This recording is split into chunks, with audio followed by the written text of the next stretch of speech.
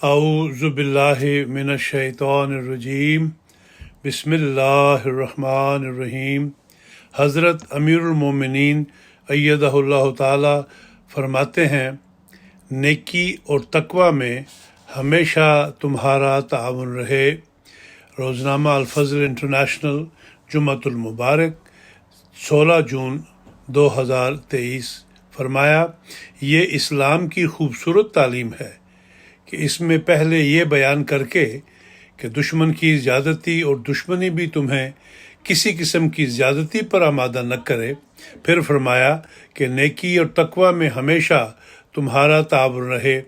اصل تقوی تو ایک مومن کے اندر ہے اور ہونا چاہیے، پس نیکی کے کاموں میں تقوی سے کام لیتے ہوئے تعاون ہمیشہ جاری رہنا چاہیے، اور تقوی ہی ہے جو پھر مزید نیکیوں کے بیج بوتا چلا جاتا ہے۔ اگر کوئی چیز ایک مومن کو بار بار دہرانے کی ضرورت ہے اور دہرانی چاہیے تو وہ نیکیوں کی طرف توجہ اور نیکیوں کا فروغ ہے، اور اگر کسی چیز سے بچنا ہے تو وہ گناہ اور زیادتی ہے۔ ایک مومن کی شان نہیں کہ اسم اس سے سرزد ہو، ایسا گناہ سرزد ہو جو جان بوجھ کر کیا جائے، جو زیادتی کرنے والوں سے زیادتی کرواتا چلا جائے۔ زیادتی کرنے والوں کو یہ احساس نہیں ہوتا کہ میں کیا کر رہا ہوں، وہ ظلموں کی انتہا کر دیتا ہے۔ اللہ تعالیٰ فرماتا ہے کہ اگر تم اسم اور عدوان یا بار بار کیے جانے والے گناہ اور زیادتی سے نہیں رکو گے تو یاد رکھو اللہ تعالیٰ سزا دینے میں بڑا سخت ہے۔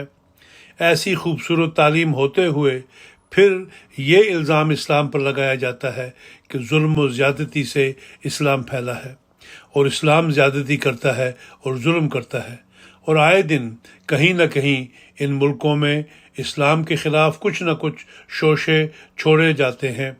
لیکن آج کل اگر ہم دیکھیں تو مغرب میں کیا ہو رہا ہے، عراق وغیرہ پر یا بعض اور ملکوں میں جو ظلم کیے جا رہے ہیں، عراق کے ظلموں کا حال تو ہم نے سن لیا۔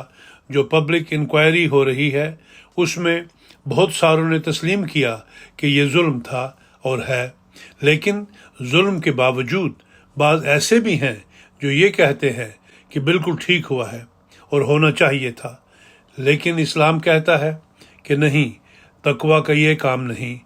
جہاں تمہاری غلطی ہے اس غلطی کو مانو، اور جہاں صلح و صفائی کی ضرورت ہے یا نیک کاموں میں بڑھنے کی ضرورت ہے وہاں تقوی سے کام لیتے ہوئے نیکیوں کو پھیلاؤ، زیادتیوں سے اپنے آپ کو روکو، اور اگر یہ نہیں ہوگا تو پھر یہ چیز اللہ تعالیٰ کی نظر میں ایک مومن کو سزا کا مستحق بناتی ہے۔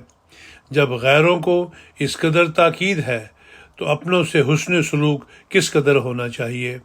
خطبہ جمعہ فرمودہ 5 فروری 2010، مطبوعہ الفضل انٹرنیشنل، 26 فروری 2010۔